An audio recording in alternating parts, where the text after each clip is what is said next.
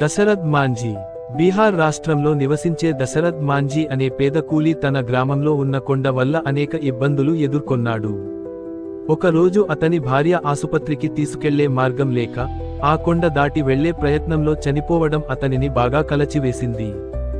అప్పుడు దశరథ్ మాంఝీ ఒక నిర్ణయం తీసుకున్నాడు, ఈ కొండనే నేను తొలగిస్తాను అని.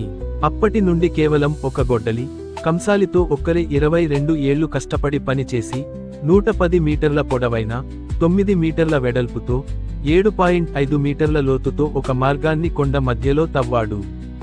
ఇతని పట్టుదల వల్ల 75 కిలోమీటర్ల దూరం 15 మీకి తగ్గిపోయింది. ప్రజలకు ఆసుపత్రులు, మార్కెట్లు దగ్గరయ్యాయి. అతని జీవితమే ఒక స్ఫూర్తి. ఆయనను మౌంటైన్ మ్యాన్ అని ప్రజలు గౌరవించారు.